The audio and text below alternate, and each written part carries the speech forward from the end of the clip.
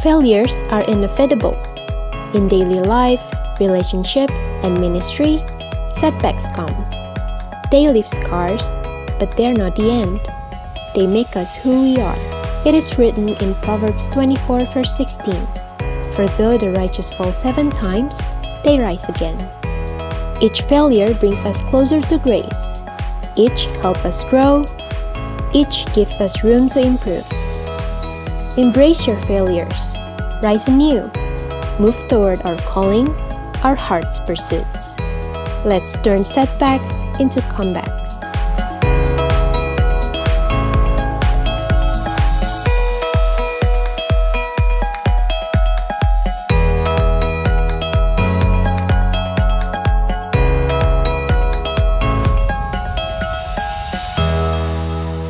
Hari ini kita masih belajar tentang tema handling failures, dan minggu pertama kita dilayani sama Sasa Wewe dan minggu lalu sama Roko. Dan hari ini kita akan belajar, dan tema saya atau judul khotbah saya hari ini adalah Fall 7 times, get up 8 times. Yuk sama-sama katakan, Fall 7 times, get up 8 times. Ini sebenarnya ada juga orang Jepang juga pernah mengutip ini. Sebenarnya menurut saya dari Alkitab, ya. Karena kalau kita baca di next slide please, ya. Dalam Amsal 24 ayat 16, sebab 7 kali orang benar jatuh, namun ia bangun kembali, tetapi orang fasik akan roboh dalam bencana. Jadi saudara, kita yang orang benar, Tuhan juga udah prediksi, ya, bahwa kita tuh pasti akan jatuh, gagal. Tapi Tuhan berjanji kalau kita jatuh, maka kita bangun kembali. Kita mulai berjalan 1, kemudian kita jatuh 1, dan kita berharap bahwa 7 kali kita jatuh, tapi 8 kali kita bangun. Artinya kita tuh end up dalam keadaan berdiri, bukan tergeletak. Karena orang fasik akan roboh. Roboh itu artinya benar-benar gak bisa bangun kembali.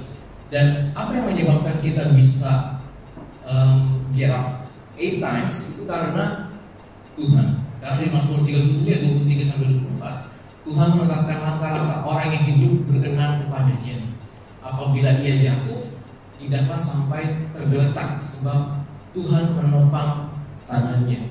Jadi ada suatu janji daripada Tuhan. Kita yang berjalan dalam ketetapannya, Dia tahu ya bahwa kita ada ruang untuk jatuh. Ya, saya nggak ngomong jatuh dalam dosa, tapi jatuh dalam dosa pun seperti prodigal son, Tuhan punya kesempatan yang sama, gitu ya. Dan di sini orang yang benar, walaupun kita hidup benar, ada chance kita jatuh, tapi tangan Tuhan lah yang menopang kita. Nah, ada 2 alasan mengapa orang jatuh sebenarnya, atau gagal. Yang pertama adalah foolish, atau kebodohan. Ini dalam baca firman Tuhan. Kenapa saya bilang foolish? Yang kedua adalah God's plan. Karena ada rencana Tuhan juga yang Dia izinkan kita tuh gagal. Ya. Yang pertama, kebodohan. Sebenarnya Tuhan gak berharap kita jatuh karena kebodohan kita. Dan Dia sudah mengingatkan kita, yaitu dalam Matius 7 ayat 24 sampai 27. Setiap orang yang mendengar perkataanku ini dan melakukannya, ia sama dengan orang yang bijaksana yang mendirikan rumahnya di atas batu. Kemudian turunlah hujan dan datanglah banjir, lalu angin melanda rumah itu. Tetapi rumah itu tidak rubuh, sebab didirikan di atas batu. Tetapi saat orang yang mendengar perkataanku ini dan tidak melakukannya, ia sama dengan orang yang bodoh yang mendirikan rumahnya di atas pasir. Kemudian turunlah hujan dan datanglah banjir, lalu angin melanda rumah itu, sehingga rubuhlah rumah itu dan hebatlah kerusakannya. Nah, saya lihat ya, di Indonesia banyak orang itu kagum atau berharap Tuhan itu menolong atau melakukan mukjizatnya itu karena foolish, karena yang nomor 26 ini, ayat 26 ini. Kenapa saya bilang begitu? Syarat untuk mendapatkan mukjizat, ya, syarat untuk mendapatkan mukjizat adalah orang tersebut harus jatuh dulu, gagal dulu, atau sakit dulu, benar kan? Ya. Syarat untuk mendapatkan mukjizat, maka orang itu harus sakit dulu. Dan makanya ada orang, ada KKR, kesembuhan dan sebagainya. datanglah untuk mengalami kesembuhan. Nah sebenarnya dari ayat ini kita baca the true miracles, ya, itu sebenarnya adalah di ayat 24 sampai 25, di mana rumah didirikan agak roboh. Tapi banyak orang terkagum-kagum dan rame-rame datang suatu KKR gitu ya, karena ada kesembuhan, ya, tanpa disadari bahwa sebenarnya itu kita ngerepotin Tuhan, benar nggak? Ngerepotin Tuhan. Yang harusnya kita bisa mencegah daripada mengobati, kita lebih milih untuk diobati. Artinya kita mengalami kejatuhan dulu, ya, udah sampai kolaps, udah sampai jantungnya gagal, ginjalnya gagal, pernikahannya gagal, dan sebagainya, baru datang pada Tuhan. Udah roboh dulu, baru datang pada Tuhan. Tapi Tuhan sudah mengingatkan kepada kita, the true miracle itself, yang menurut saya dari ayat ini adalah saat rumah didirikan. Karena kita semua sedang membangun sesuatu, entah membangun rumah tangga, membangun karir, membangun bisnis dan sebagainya. Nah, yang miracle yang sesungguhnya sebenarnya adalah pas kita mendirikan rumah itu gak roboh. Amin saudara? Mengerti maksud saya? Dan hari ini kita akan belajar, ya rumah kalau kena banjir ya seperti itu. Mungkin ya, kalau kita rumah di, saya nggak tahu, nggak bisa bayangin rumah satu gimana. Cuma kalau saya lihat di Indonesia lah ya, oke, rumah yang roboh dibandingkan semua rumah yang roboh, banjirnya gede, tapi mungkin ada yang rusak, benar kan? Ada yang rusak, tapi fungsi rumah itu masih jalan. Nah banyak orang yang udah bangun rumahnya ini di atas pasir yang melakukan, kelihatannya sama-sama bagus di luar, ya. Bahkan yang rumah dia dibangun di atas pasir ini kelihatannya lebih cepat, lebih murah karena cut cost, nggak mau bangun foundation dan sebagainya, dan lebih mewah. Tapi percayalah saudara, saat kita membangun ada waktunya namanya diuji, ya. Dan disitulah kualitas apa yang kita bangun akan terlihat. Dan kalau kita membangunnya di atas pasir, mungkin kita akan kolaps, dan Tuhan juga mau tolong kita semua. Tapi jangan sampai kita udah kolaps itu baru cari Tuhan. Tuhan udah mengingatkan, ya, di sini kita bangun, mendengarkan firman Tuhan dan melakukannya. Oleh karena itu kita suruh tiap hari baca firman Tuhan. Saudara harus mendengarkan firman Tuhan. Ya, karena kalau kita nggak mendengar, kita nggak tahu, maka kita nggak tahu apa yang kita lakukan. Nah hari ini kita bahas di poin yang ini tentang God's plan gitu. Kenapa kita gagal atau mengalami kegagalan? Tuhan izinkan mengalami kegagalan dalam perjalanan hidup kita, dalam saat kita membangun apapun itu. Nah saat kita mengalami kegagalan, sama seperti tubuh kita, saat kita luka, ya, saat kita jatuh, tubuh kita itu tahu, kita punya DNA, ya. DNA itu yang tahu apa yang harus dilakukan saat luka, dan kemudian akan melakukan restorasi. Ya, sel kulit tubuh kita juga melakukan regenerasi setiap hari, liver kita setiap 3 bulan sekali, dan banyak hal. Itu karena ada DNA. Nah, oleh karena itu saudara, saat kita mengalami kegagalan pun kita nggak tahu apa yang harus kita lakukan, datanglah ke Alkitab, karena Alkitab itu adalah instruction book for life. Ya, saya encourage saudara dan saya baca Alkitab. Jangan kita membangun rumah di atas pasir ini. Jangan kita masuk dalam gerombolan yang suka dengan mukjizat-mukjizat, disembuhkan, dipulihkan. Tapi pada kenyataan sebenarnya Tuhan mau kita tuh di sini. Ya, kita mengalami miracles di mana rumah kita nggak roboh. Dan di sini kita akan belajar dari Daud. Ya kita udah 3 bulan ini kita belajar ya. Kalau saudara ikutin membaca kitab tiap hari, ini saya ambil dari 1 Samuel sampai pasal 31 terakhir. Ya, jadi saudara coba stick dengan saya akan menceritakan, saya akan telling story gitu. Dan saya berharap saya menjadi storyteller gitu ya. Saya akan berusaha sebaik mungkin karena akan panjang sekali di sini. Roadmap to the throne. Nah di sini Daud, saya mulai ya dari 1 Samuel 16. Saul adalah raja pertama, dan Saul ini tolak sama Tuhan karena apa? Karena dia takut sama manusia, takut sama yang dipimpinnya. Dia nggak takut sama bosnya. Bayangin, dia membuat rakyatnya jadi bosnya. Karena pertama waktu lagi Saul dibilang, ayo musnahkan semua musuh, dia nggak musnahin, rajanya diselamatin. Dan waktu lagi mau persembahan juga dia mendahului Samuel karena dia takut rakyatnya mau ninggalin dia. Waktu dia mau nyelamatin raja dan juga lembu gak dibunuh dan binatang gak dibunuh, dia juga takut. Karena rakyat ini memberikan pressure ke dia, dan dia lebih mendengarkan rakyatnya daripada bosnya. Akhirnya ditolak. Lalu dipilih Daud. Nah, Daud saat ini di 1 Samuel 16 dia diurapi menjadi raja. Dia belum menjadi raja, cuman dia diurapi menjadi raja. Saat dia diurapi menjadi raja, ada Raja Saul. Bahkan Samuel pun ketakutan. Kalau Saul tahu saya mengurapi, maka saya akan dibunuh. Dia dapat dengan asal sebenarnya akan mengurapi Daud jadi raja. Cuman anointing ini membuat satu feature dalam dirinya aktif. Dan setelah dia diurapi, semua kehendaknya, keberaniannya, favornya itu adalah as a king. Kita akan pelajarin. Saat setelah dia diurapi, dia bukan lagi tinggal di padang untuk hanya menemui 2-3 ekor dombanya, tapi dia udah memiliki kemampuan ini sebagai raja. Ya, jadi ada satu Raja Saul secara posisi dia sebagai raja, ada juga Daud. Dia bukan raja, tapi dia menjalankan fungsi sebagai raja. Dari mana kita tahu? Di 1 Samuel 17. Disinilah first time Daud melakukan fungsi sebagai raja. Waktu bangsa Israel ditantang 40 hari 40 malam, Saul juga takut. Rakyat juga bingung. We hire you as our king. Harusnya kamu yang melawan.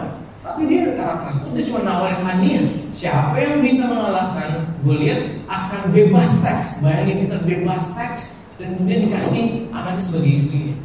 Nah, Daud saat itu, ya, dia nggak tahu menahu. Pas di hari ke-40 dia datang dan dia melakukan fungsinya sebagai raja, mengalahkan mengalahkan Goliat. Dan habis itu dia mengalami suatu promosi. 1 Samuel 18. Nah, saya akan berbicara panjang. 1 Samuel 18, David was promoted. Jadi setelah dia mengalahkan Goliat, dia pertama kerja sebagai pemain musik. Bayangin Pak Jokowi gitu ya, undang kita ke istana untuk menjadi pemainnya. Nah, saat itu Daud diassign sebagai pemain musik, dan kemudian karena Tuhan menyertai Daud terus menerus, dan Saul ini insecure. Kok ini anak selalu mengalahkan musuh? Akhirnya lama-lama dikasih promosi, yaudah deh disuruh pimpin 1000 orang. Bayangin, tadinya dia cuma memimpin 2-3 ekor domba, sekarang dia memimpin 1000 pasukan. 1000 pasukan. Ya, sampai sini dengan saya ya, dan di sini ada ayatnya juga. Di 1 Samuel 18, waktu Daud habis berperang, bahkan perempuan-perempuan itu menari menyambut. Nah, lagu ini, saudara, saya minta saudara ingat lagu ini, ya. Karena lagu ini, lirik ini itu akan dipakai. Bahkan bangsa Filistin nanti kita akan baca sampai ingat dengan lirik ini, yaitu Saul mengalahkan beribu-ribu musuh, tetapi Daud berlaksa-laksa. Nah, karena penyanyian inilah Saul jadi jengkel banget. Dan ayat 12 katakan gini, Saul menjadi takut kepada Daud karena Tuhan menyertai Daud. Sedang daripada Saul ia telah undur. Sebab itu Saul menjauhkan Daud dari dekatnya dan mengangkat dia menjadi kepala pasukan 1000, sehingga ia berada di depan dalam segala gerakan tentara dengan tujuan supaya dia mati. Namun kenyataannya Daud itu selalu menang, membuat si Saul ini menjadi takut. Ya. Dan berikutnya Daud berhasil dalam pekerjaannya sebab Tuhan menyertai dia. Ketika dilihat Saul bahwa Daud sangat berhasil, makin takutlah dia kepadanya. Tetapi seluruh orang Israel dan orang Yehuda mengasihi Daud. Semua orang sayang sama Daud. Semua orang. Cuma satu, bahkan Yonatan pun sayang sama Daud. Dan Yonatan pun tahu bahwa suatu hari nanti aku tahu kamu pasti jadi raja, aku jadi nomor 2-nya ya. Sebenarnya ada plan seperti itu, ya. Tapi karena ada satu orang ini, Saul, sebenarnya kalau dia legowo, akhir hidupnya itu akan berbeda. Tapi kita akan melihat akhir hidupnya itu berbeda. Bayangin saudara, Tuhan mengangkat Saul itu ini bukan apa-apa. Masa sih Tuhan mau mengangkat seseorang, dipromosi, masuk ujung-ujungnya binasa? Sebenarnya Tuhan gak mau kayak gitu. Tapi karena keputusan Saul ini yang membuat jalan hidupnya jadi kacau. Ya, next ya, 1 Samuel 19. Setelah insecure gitu, Saul itu coba bunuh Daud. Ya, banyak saudara-saudara kerja sama orang, saudara kerja di PNC kah, saudara kerja di farmers ya, saudara kerja di dunia IT dan sebagainya. Bos saudara membunuh saudara betah nggak kerja gitu? Bayangin di PNC nih ngerjain apa yang ngangkat bosnya mau jatuhin barang dari atas gitu. Kurang lebih kayak gitu. Daud ini lagi anjal loh sama Saul. Saul malah coba bunuh dia dengan tombak berbagai cara, ya. Dan di 1 Samuel 20, ya saya lihat 1 Samuel 20. Nah, di 1 Samuel 19 tuh sebenarnya Daud sempat cuti, unpaid leave, karena kalau dia ngajuin cuti nggak di-approve, jadi dia unpaid leave, ya. Dan di 1 Samuel 20 dia tuh langsung bingung, gue mau resign atau enggak ya? Soalnya ini gawat nih, kalau gue masuk kerja tiap hari tapi gue mau dibunuh, mendingan gue resign aja. Nah, 1 Samuel 20 itu dia lagi menimbang-nimbang, gue resign nggak ya, resign atau enggak. Nah, ada insider, ya, sama seperti sekolah saudara makan di Afgan ada insider. Nah, di sini juga ada insider, yaitu Yonatan. Yonatan ngasih tahu bahwa apakah Daud akan resign atau enggak, dia ngasih kode, ya. Ada komunikasi. Oleh karena itu saudara baca sendiri di rumah, karena ini ceritanya menarik sekali. Dan akhirnya Yonatan mengetahui bahwa bapaknya benar mau bunuh. Akhirnya dia benar-benar MIA, missing in action. Daud benar-benar lari. Dia nggak sempat bikin surat tulisan, ya, nggak sempat. Dia langsung lari, ya, dia lari. Dan disinilah dia menjadi most wanted person. Dia kejar-kejar. Oke, 1 Samuel 21. Ya, di sini Daud akhirnya datang ke suatu kota, gitu ya, yang masih daerah perbatasan Filistin, dan dia takut ketemu namanya raja di situ, dan dia pura-pura gila. Ini saudara, orang yang mungkin 1000 tentara, gagah perkasa, sampai takut dia pura-pura gila. Dan saya pegawai Akis. Nah, saya mau saudara nanti ingat raja ini, karena raja Akis ini akan kita bahas berikutnya. Ini raja ini akan berpengaruh di cerita berikutnya. Pegawai Akis berkata kepada tuannya, bukankah ini Daud raja negeri itu? Bukankah tentang dia orang-orang menyanyi berbalas-balasan sambil menari-nari demikian? Ini loh, ini di Filistin loh. Orang Filistin sampai hafal lirik lagunya. Ini lirik lagunya kayak mendunia. Saul mengalahkan beribu-ribu musuh, tapi Daud berlaksa-laksa. Daud memperhatikan perkataan itu dan dia menjadi takut sekali kepada Akis raja kota Gat itu. Sebab itu dia berlaku seperti orang yang sakit ingatan di depan mata mereka dan membuat pura-pura gila di dekat mereka. Ia menggores-gores pintu di gerbang dan membiarkan ludahnya meleleh ke janggutnya. Pura-pura gila. Jadi kayak orang gila supaya dia nggak dibunuh, ya. Dan kemudian di Samuel 22 orang tuanya Daud juga kena impactnya, ya. Orang tua Daud itu juga, bayangin ini Saul benar-benar menteror. Dia punya resources, dia punya army untuk bisa membunuh Daud. Orang tua juga ketakutan. Dan orang tua Daud ini akhirnya minta tolong Daud, karena orang tuanya tahu Daud ada di suatu kota dan dihampirin. Kita baca ayatnya. Lalu Daud pergi dari sana dan melarikan diri ke gua Adulam. Maksudnya pergi dari Raja Akis tadi. Ketika saudaranya dan seluruh keluarganya mendengar hal itu, pergilah mereka ke sana mendapatkan dia. Berimbunglah juga kepada setiap orang yang dalam kesukaran, setiap orang yang dikejar-kejar tentang piutang, setiap orang yang sakit hati, maka dia menjadi pemimpin mereka. Bayangin, dia yang tadinya mimpin 1000 orang yang perkasa, sekarang dia mimpinnya siapa? Orang-orang yang sakit hati, yang dikejar-kejar utang. Kalau saya jadi Daud juga, Tuhan benar nih kamu mau jadi raja, ini yang menjadi anak buah orang-orang ini. Tapi percayalah Tuhan, saudara, kita mungkin dipercayakan orang-orang yang gak sesuai dengan tim A lah, ya, di A-team gitu. Tapi inilah yang tim yang dikasih sama Tuhan kepada Daud. Dan Daud juga, let my go on. Jadi udah dia terusin aja.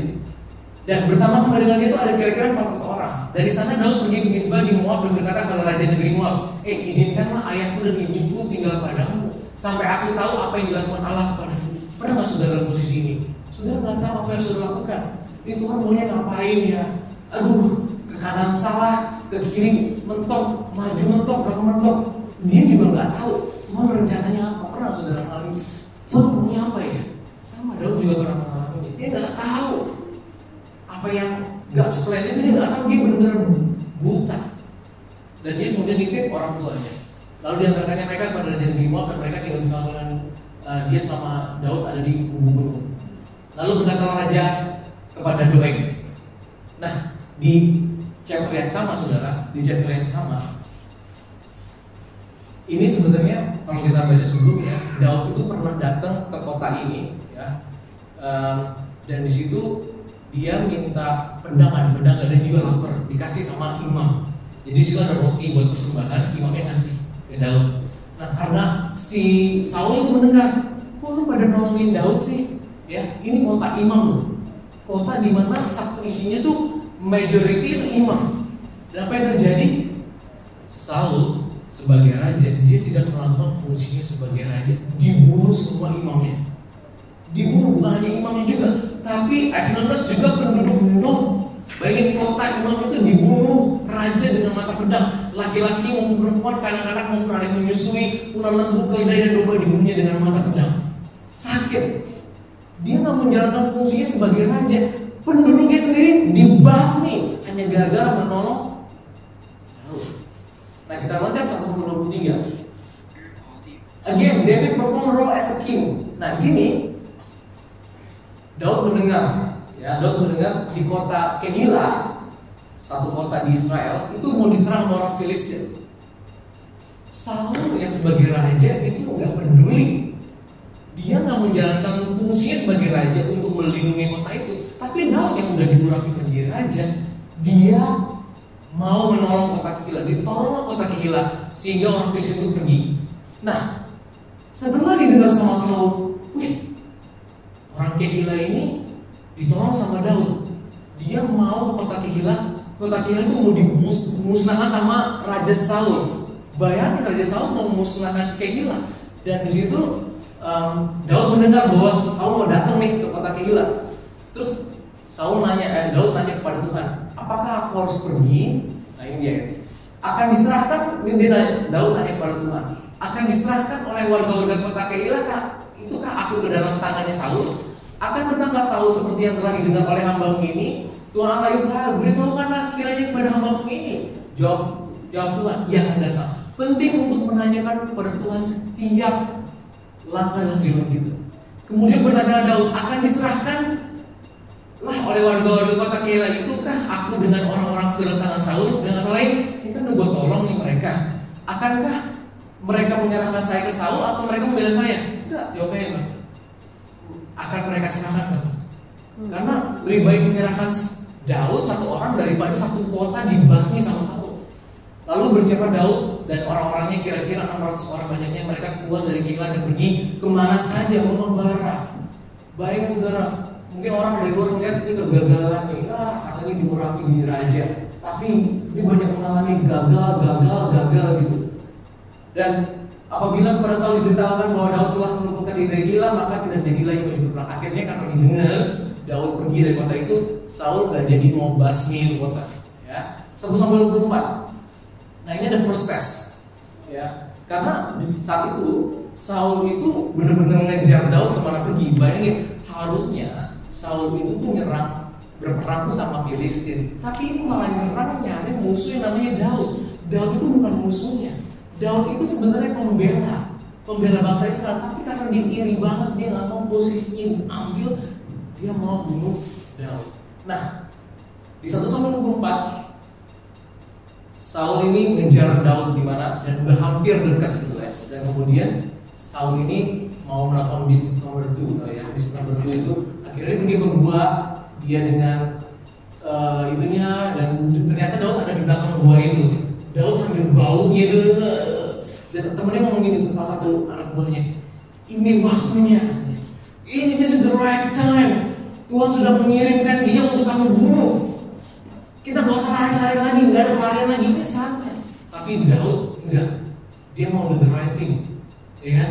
Dia bisa bunuh Saul saat itu, kesusahannya bakal berakhir, tapi dia cuma motong jubahnya aja, dan dia ketakutan berdebar-debar karena ini orang yang diurapi. Saya nggak mau, kami dipotong. Dan kemudian dia pergi dan dikasih tahu, Raja, kenapa kamu berusaha membunuh aku? Lihat nih jubahmu, kalau aku mau bunuh, aku udah mau bunuh kamu sekarang. Tapi ingatlah, ini bukti bahwa aku tuh tulus gak mau menyakitimu. Dan dia merasa bersalah, oh iya, aku merasa bersama anakku dan sebagainya. Tapi apa yang terjadi? Nanti kita baca lagi. Di di 1 Samuel 26. Dan di situ Saul pergi dan Daud masih tetap mengembara. Dan 1 Samuel 25, Daud ini mendapatkan dua istri lagi. Karena istri yang pertama itu adalah anaknya Saul. Tapi karena dia pergi, ya istrinya ada ke bawah. Dan di sini hal yang menarik di 1 Samuel 25,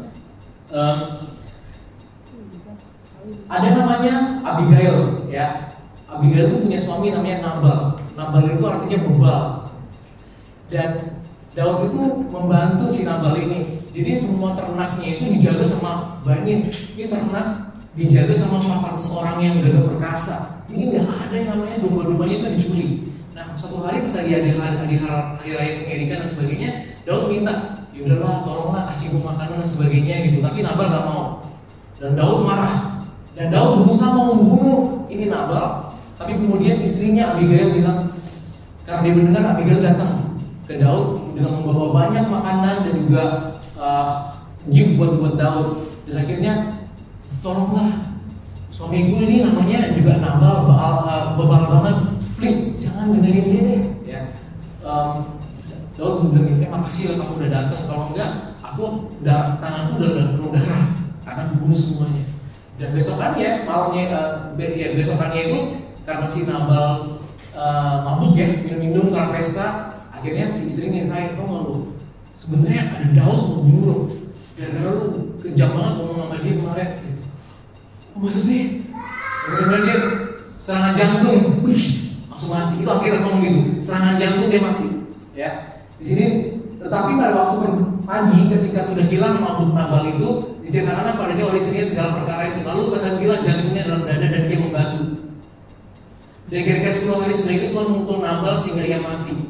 Ketika didengar Daud bahwa Nabal telah mati, berkata ia, terpujilah Tuhan yang membela aku dalam perkara penghinaan Nabal terhadap aku dan yang mencegah hambanya daripada berbuat jahat. Tuhan telah membalikan kejahatan Nabal ke atas kepala sendiri. Kemudian Daud menyuruh orang untuk berbicara dengan Abigail tentang mengambil dia menjadi istrinya. Dan di sini Daud melihat ya ada pattern.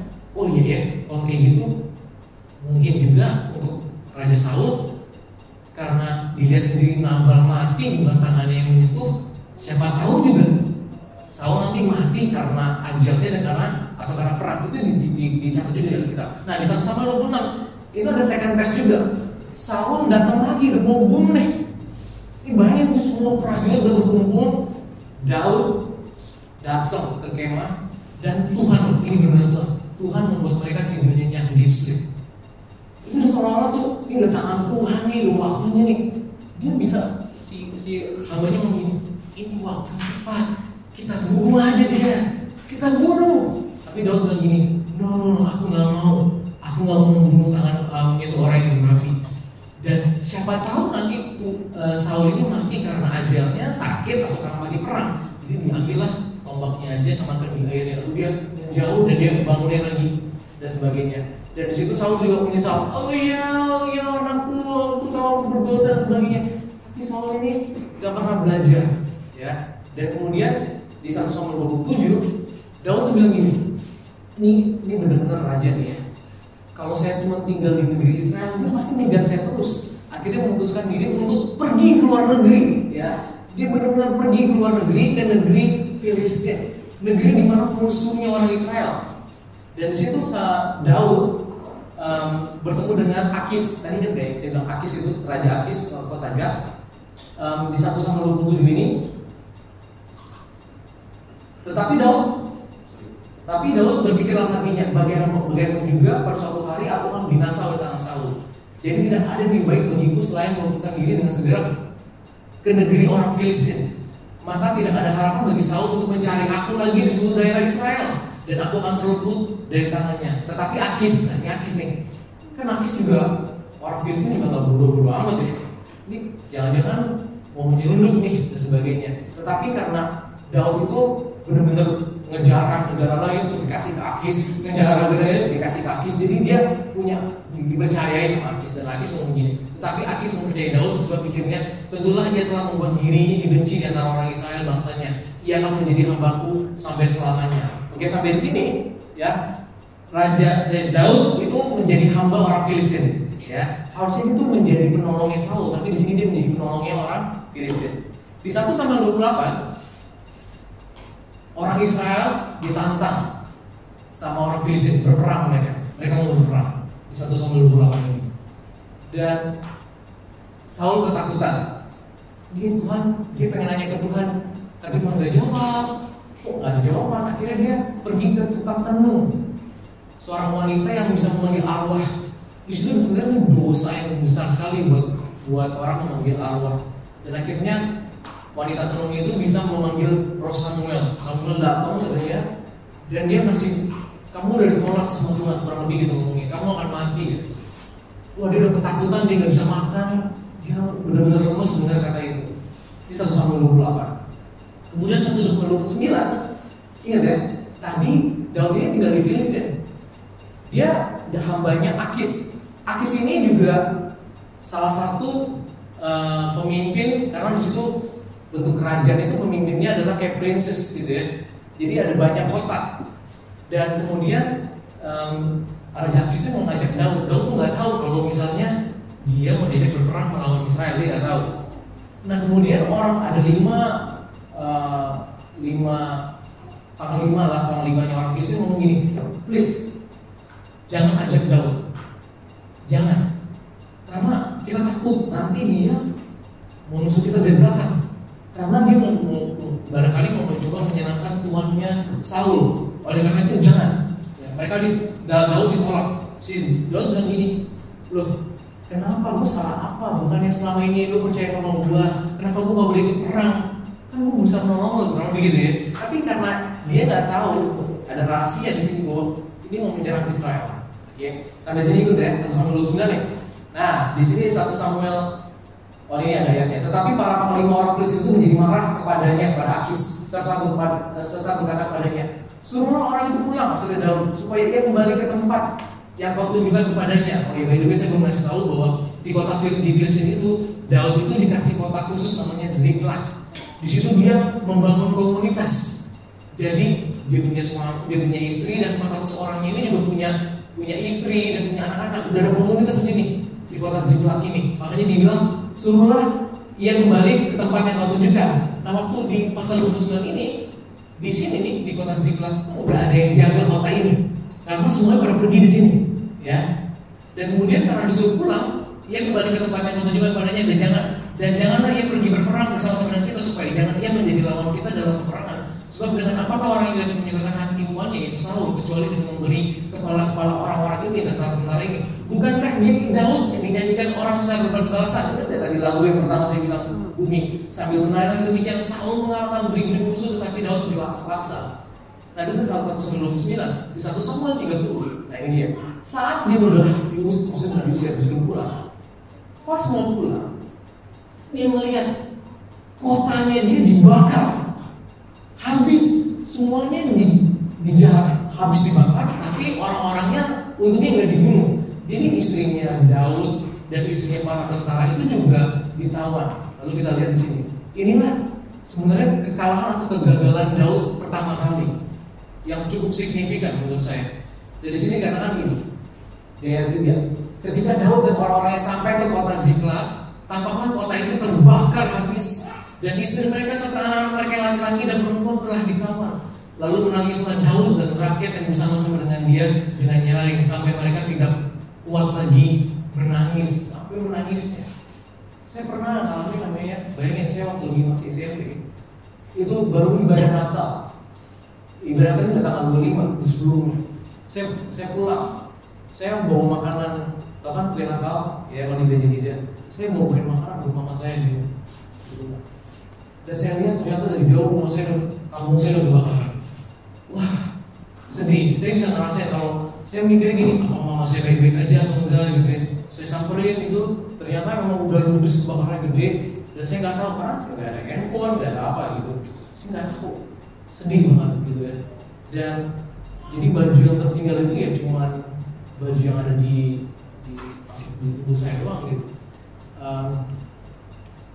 Pikirannya jadi kalau juga tuh gimana nanti tinggalnya, tidur di mana, terus apakah surat-surat penting ya, kayak surat-surat akte, lulusan sebagainya, proses susah, selamatin atau enggak gitu, tidak ada yang tahu. Akhirnya berapa jam kemudian saya baru bisa menemukan ternyata dia selamat dan ya dia nggak bisa menyelamatkan barang apapun. Tapi abang saya ada dekat situ ada GKI, ada rumah, dia nggak asal masuk ke rumah, dia cuma nyelamatin satu kompor isinya surat-surat. Jadi cuma surat-surat. Ini semua foto keluarga saya nggak ada. Oke, sampai hari ini saya nggak pernah bisa nunjukin foto mama saya ke Justin Jonathan karena memang kita emang gak ada kamera sebenarnya. Itu yang membuat saya jadi goal saya waktu lagi sebelum kerja, suatu hari saya akan punya kamera digital, kamera supaya saya bisa foto anak-anak saya, keluarga saya, dan saya bisa upload di sosial media supaya foto itu selama-lamanya ada gitu. Itu goal saya, dan Tuhan menolong saya bisa menggunakan kamera dan sebagainya. Dan di sini Daud nangis sebenarnya.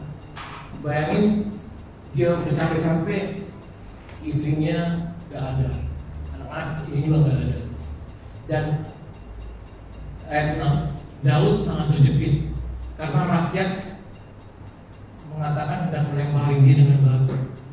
Nyalain Daud, lu sih seandainya kita pergi, seandainya ngapain kita ke Filistin juga, seandainya what if, semuanya what if. We don't trust you anymore. Mulai main deh. Dan di situ Daud dia nggak jatuh dan tergeletak. Dia bangun. Karena apa? Tetapi Daud menguatkan kepercayaannya kepada Tuhan Allahnya. Next. Lalu Daud memberi perintah kepada Imam Abiatar bin Amalek, bawalah efod itu kepadaku. Nah ini dia selalu bertanya kepada Tuhan. Maka Abiatar membawa efod itu kepada Tuhan. Kemudian berkatalah Daud kepada Tuhan, katanya, haruskah aku mengejar gerombolan itu? Ya, kejarlah. Lalu pergilah Daud beserta 600 orang bersama-sama dengan dia.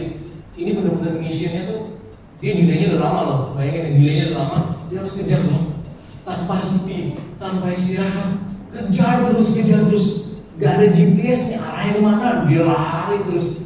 Suatu saat tapi ini kemana lagi, udah pada capek lagi ya.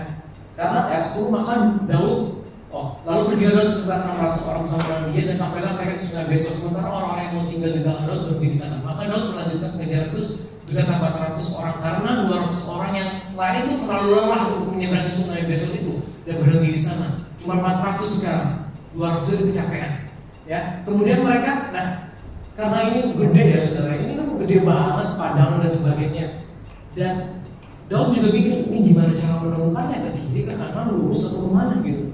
Dan di situ sebenarnya selalu ada jalan di setiap permasalahan kita. Di sini Daud dan orang-orangnya menemui seorang Mesir di padang, lalu membawa pada Daud. Sebenarnya Daud mau hampir mati. Mereka memberi dia roti, lalu makanlah ia, kemudian mereka memberi minum dan memberikan kepadanya semua kue ara dan buah-buah, kue kismis, dan setelah dimakannya ia segera kembali, sebab dia tidak makan dan minum selama 3 hari 3 malam. Hal yang kecil sih, kayaknya ini mungkin bukan kunci jawaban dari permasalahan, tapi Daud itu menolong orang ini dikasih makan supaya dia segar. Kemudian bertanya Daud kepadanya, budak siapa engkau dan dari mana engkau? Jawabnya, aku ini seorang pemuda Mesir, budak kepunyaan seorang Amalek. Tuanku meninggalkan aku karena 3 hari yang lalu aku jatuh sakit. Dan pada dikasih tahu, sebenarnya kita akan menjarah kota itu. Dia nggak tahu. Oleh karena itu, coba tunjukin dong di mana mereka. Dan akhirnya janji ya, kalau saya kasih tahu kamu gak bunuh saya, dan kamu juga nggak nyerahin saya ke orang itu. Lalu akhirnya Daud menemukan tempat yang tepat. Tadinya dia juga bingung mau kemana, ya. Dan pada keesokan harinya Daud menghancurkan mereka dari pagi-pagi buta sampai matahari terbenam. Tidak ada seorang pun dari mereka lolos kecuali 400 orang muda yang melarikan diri dengan menggunakan unta. Daud melepaskan semua apa yang dirampas oleh orang Amalek itu, juga kedua istrinya dapat dilepaskan Daud. Tidak ada yang hilang pada mereka, dari hal yang kecil sampai yang besar, sampai anak laki-laki dan anak perempuan, dan dari jarahan sampai segala sesuatu yang telah dirampas mereka, semuanya itu dibawa Daud kembali. Daud mengambil segala kambing, domba, dan lembu, semuanya itu digiring mereka di depannya serta berkata, inilah jarahan Daud. Nah di sini saudara, ingat nggak? Tadi ada 200 orang yang tinggal di sungai karena kecapean. 400 orang itu kayak, pernah nggak saudara ketemu orang begitu? Kan dia nggak kerja, kan kita yang kerja mati-matian, kita yang mau binasa. Terus dibilang, kalau gitu mendingan kasih aja istrinya sama anak-anaknya, tapi barang-barangnya jangan dikasih, ini dari kita. Daud dia tahu persis bahwa kalau dia ditolong sama Tuhan, no, that's that's not right thing to do, my friends. Dan sini ayatnya ayat 23. Tetapi Daud berkata, janganlah kamu saudara berbuat demikian dengan apa yang diberikan Tuhan kepada kita, sebab Dia telah melindungi kita dan menyerahkan ke dalam tangan kita gerombolan yang menyerang kita. Kemudian Dia mengembalikan jarahannya. Bukan hanya jarahan rakyatnya, juga ada jarahan kota-kota lain juga Daud balikin. Nah, saat dalam tekanan, saudara, karakter orang tuh kelihatan. Karakter orang tuh kelihatan. Nah, di sini Daud ngajarin sama pemimpinnya, sama anak buahnya. Walaupun anak buahnya itu ada yang julid, ya istilah sekarang, ada yang pelit dan sebagainya, hitung-hitungan, transaksional. Tapi Daud ngajarin ke mereka, please don't do that. Karena Tuhan firman. Nah, di 1 Samuel 31, di sini kalian perang ya, ini nggak perang kan? Daud dikirim pulang ke kotanya. Di sini, Filistin lagi berperang sama Saul. Akhirnya Saul mati dan anak-anaknya mati, saudara. Anak-anaknya mati, termasuk Yonatan juga mati di sini. Matinya nggak tanggung-tanggung, kepalanya dihidit. Masa sih Tuhan mau mengangkat dia jadi seraja tadinya, ya? Ini promosi dari Tuhan loh. Saudara pikir dia diangkat jadi raja itu bukan promosi dari Tuhan? Itu promosi daripada Tuhan. Tapi hati-hati, promosi daripada Tuhan itu bisa membuat saudara celaka. Kalau kita itu nggak mengandalkan Tuhan dan selalu bertanya kepada Tuhan dan menolak Tuhan dan sebagainya.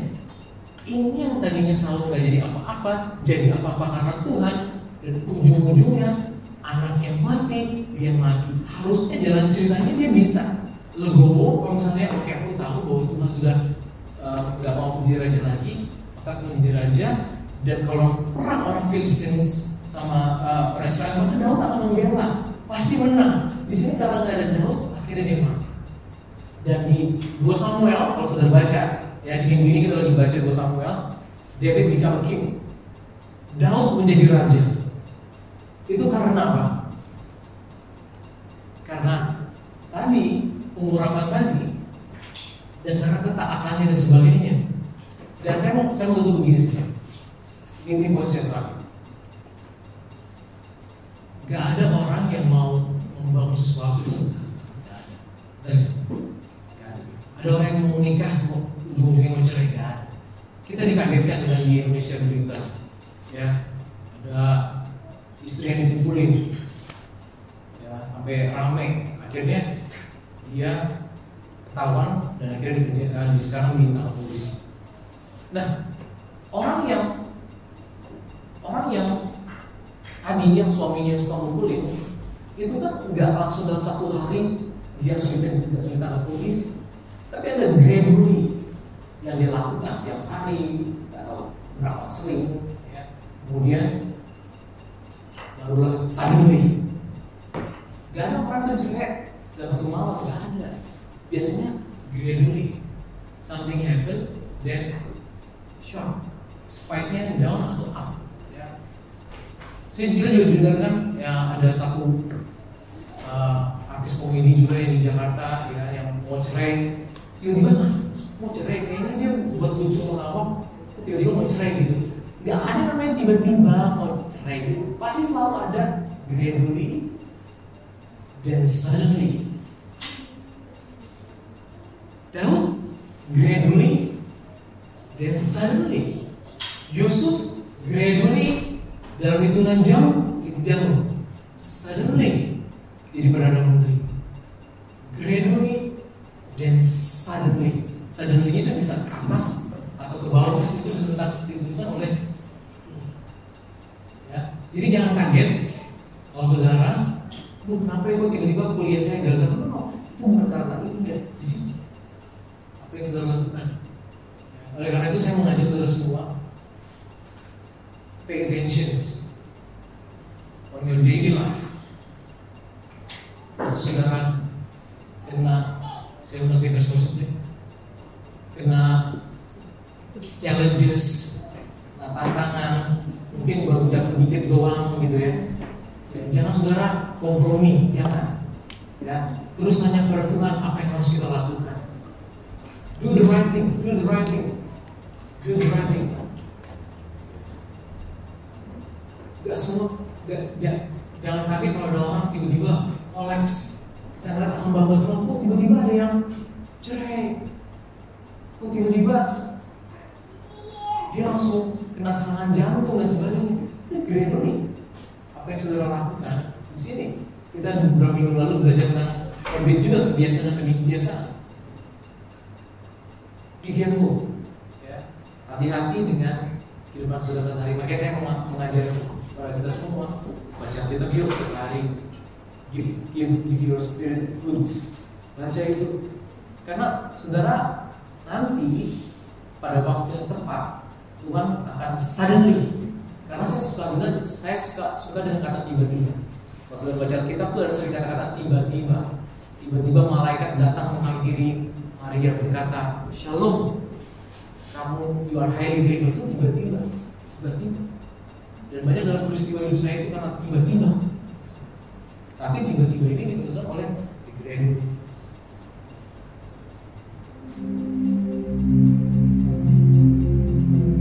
Daud pernah berkata dalam Mazmur 99, dia punya kebiasaan untuk selalu menulis Mazmur. Saat dia mengalami tantangan, saat dia dikejar Saul, saat dia takut dengan Raja Akis, sudah pura-pura gila, dia menulis semua lagu. Kalau saudara pengen tahu apa yang dilakukan kesehariannya, baca di Mazmur. Yang kita baca, saya tadi cuma menjabarkan dalam beberapa menit peristiwa hidupnya Daud. Tapi beberapa menitnya sebenarnya bertahun-tahun, bukan satu hari. Saudara mungkin mengalami ordinary days, cuma hari-hari biasa aja, rutinitas. Saudara berhenti itu rutinitas sebenarnya, momen-momen sedikit. Tapi kalau saudara bisa melakukan hari-hari ini dengan benar, membangun di atas foundation yang benar, jangan kompromi, jangan shortcut, jangan seperti orang bodoh bangun di atas pasir. Karena suddenly, you never know the timing. Suddenly hujan datang, roboh, atau saudara mau suddenly-nya itu ditentukan apa yang saudara bangun. Dan Daud itu pernah nulis dalam Mazmur 99, Great is the Lord in Zion, He is exalted over all the nations. Let people praise your great and awesome name. He is holy. The King is mighty. He loves justice. Exalt the Lord our God and worship at His footstool. He is holy. Dia yang mengangkat, Dia juga yang menurunkan. He is the King of Kings. Saudara butuh resident visa. He is the King of Kings. Dialah yang punya pemerintahan. Bagi Tuhan mudah untuk mengangkat kita. Dan kalau kita gak hati-hati juga, saat Tuhan mengangkat kita, kita juga bisa jatuh free fall seperti yang kita alami sebelum. Mari saudara, kita berdoa dan kita menyanyi pujian. Kita mau mengangkat Dia, menjadikan Dia Tuhan atas hidup kita, menjadikan Dia Raja atas segala raja. Karena Dia kudus, maka kita hiduplah kudus. Mari kita berdoa. Bapa yang baik, kami sudah mendengar firman. Kami berdoa ya Tuhan, supaya kami bisa mengerti kehendak-Mu di musim kami ya Tuhan.